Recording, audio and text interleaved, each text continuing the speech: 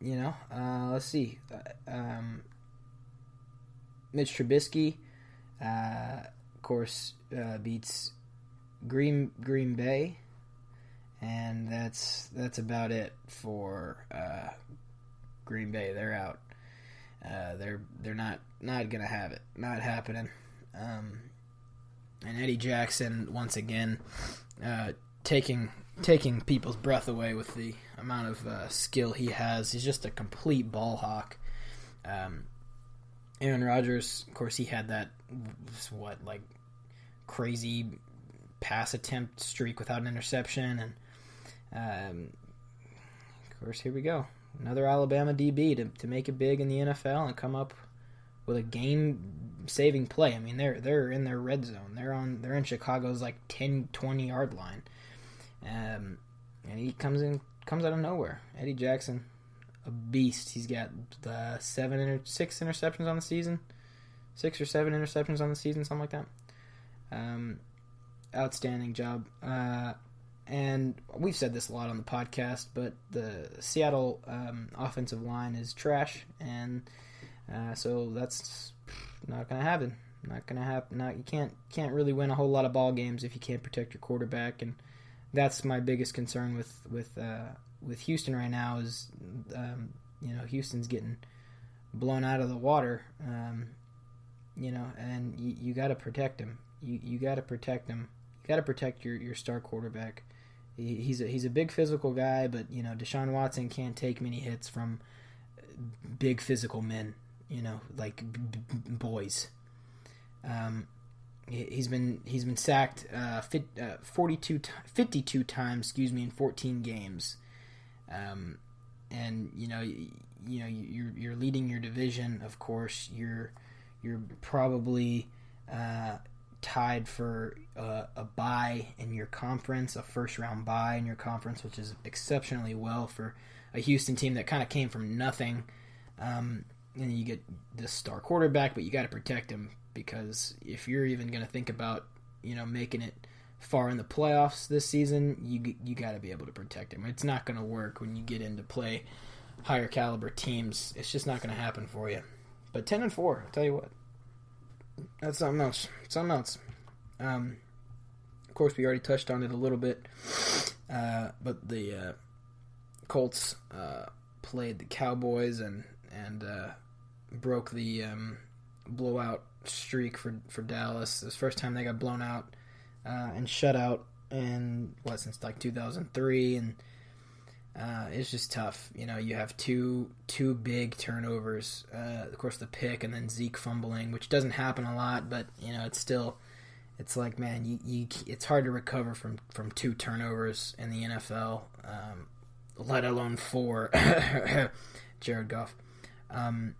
But yeah, it's hard to recover from that, and then you can't get anything generated offensively in enemy territory. You get there, was it 6 times you get in Colts territory, and you can't produce anything. You can't convert. You can't even make a field goal, for Christ's sake. I mean, it's bad. It's bad.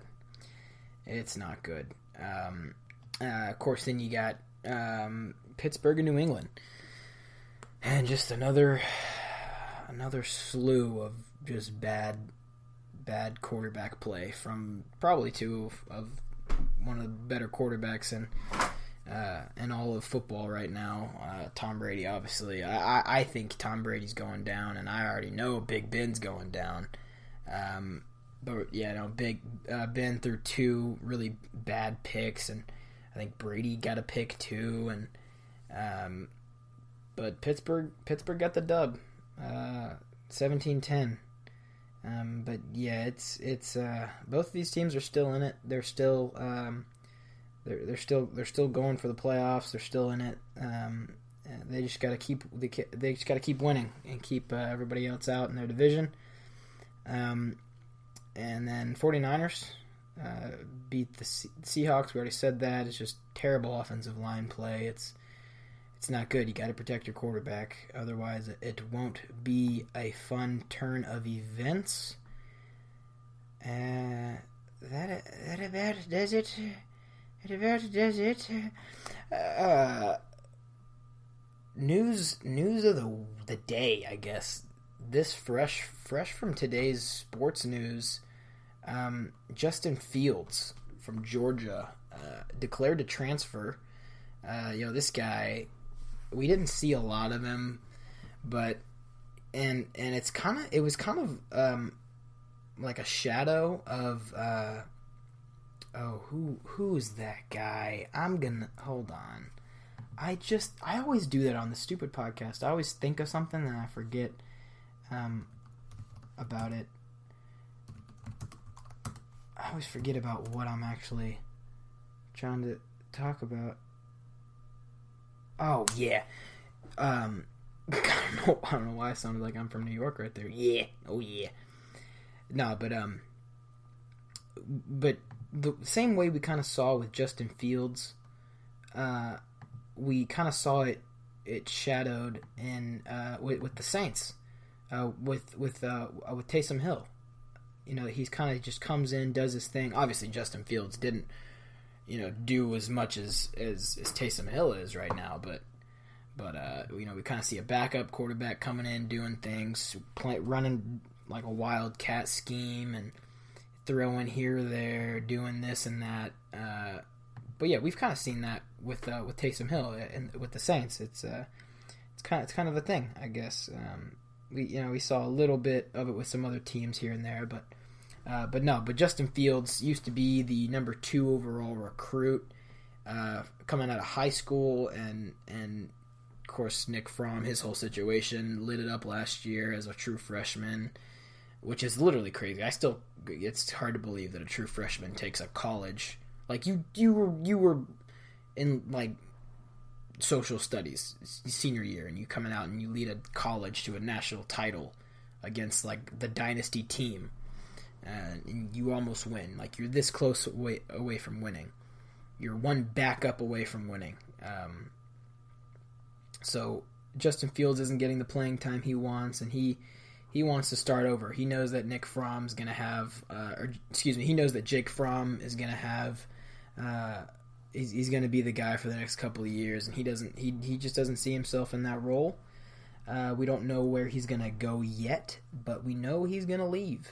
He's declared decommitment, and I can already tell you that if he wants to stay in the SEC, A&M would love you, man. You can come to A&M and we will scheme for you. Jimbo Fisher will build a whole new playbook around you, bud. So I'm talking to him like he's listening. This guy can run. I mean, this guy, we've seen him throw a decent amount. He had like 39 passes, 328 yards, 4 touchdowns. And I think he had like a 5.3 rush attempt, if I'm not mistaken. It was like 42 attempts for 266 yards, something like that. We'll take him. We'll give him time, because he'll definitely beat out Kellen Mond, no doubt about that. And he's just bigger, faster, stronger guy. I think he's more of a game manager. But yeah, he's a baller, and I'll take him. But no, it'll be interesting to see how that disrupts the world of college football next year.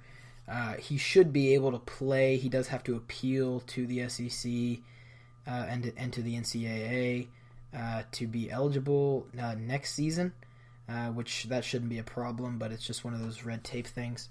That shouldn't be an issue, but it will be interesting to see how that disrupts the world of college football going into next season.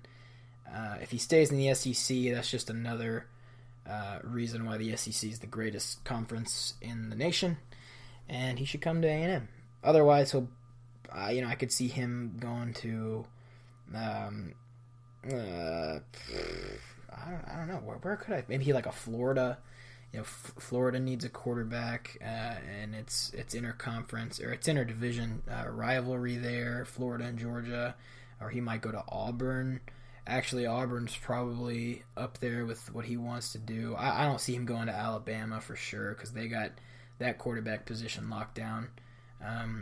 But he might go to A&M. He might go to Auburn. He might go to Mississippi State. they're in need of a quarterback, and they'll be wanting him as well. That's on their Christmas list. But we'll keep you all updated on what happens with him.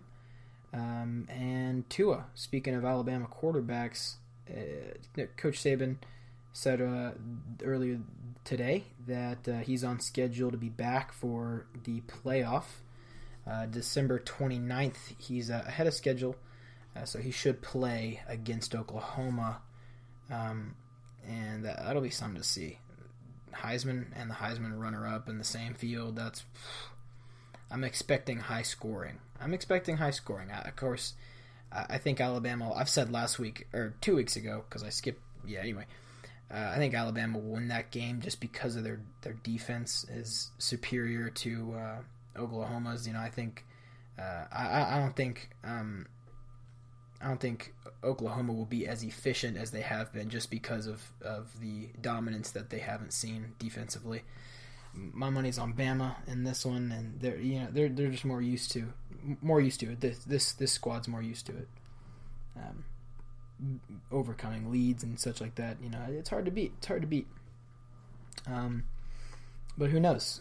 Like I've said, it takes a Kyler Murray to beat Alabama. It takes just a beast of a quarterback, a dual threat quarterback, and as fast as this kid is, it'll be close. But I'm taking Alabama. And I said it last episode too, but Ian Book is actually absolutely going to get destroyed by the front four that Clemson has, and it's not even going to be close.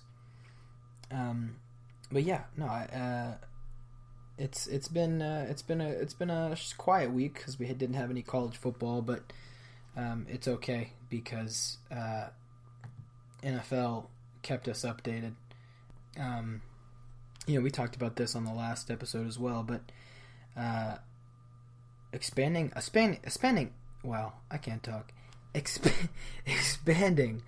the college football playoff would be something that I think should happen. It'd be huge.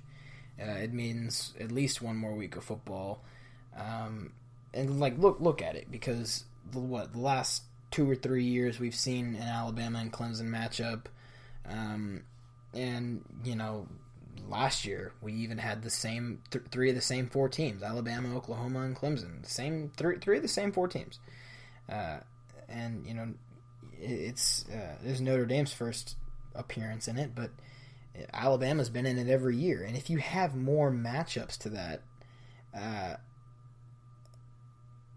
it would mix it up. It's like the reason why March Madness is so good is because you have so many different upsets, and so many different things can happen that you just can't predict, and it's just fun to watch.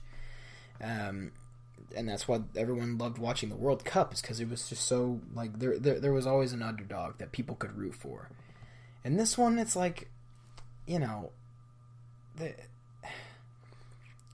there needs to be an expansion. There needs to be an upset. There needs to be more upsets than there usually are. Because otherwise it's just annoying. It really is. Was it the second or third year when Alabama beat was it Michigan State, blew them out of the water? Yeah, we need some diversity. You know what I'm saying? We need some diversity. Get some new teams in here. UCF would definitely be there. Texas would be in there. Ohio State obviously would be in there. We'd have a different playoff picture. I think it'd be a lot more exciting than just watching the same thing. I think everyone wants that. That's what everyone wants. One more week of college football, it'd be outstanding. It would be outstanding. But yeah, no. We're let's see, what else can we talk about? Oh, the news. As far as news about the podcast, well, I already said we took a week off for finals.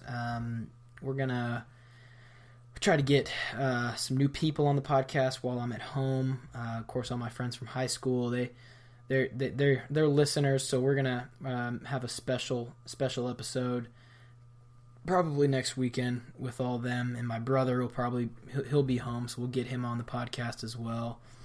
I don't know. We'll mix it up. None of that's set in stone.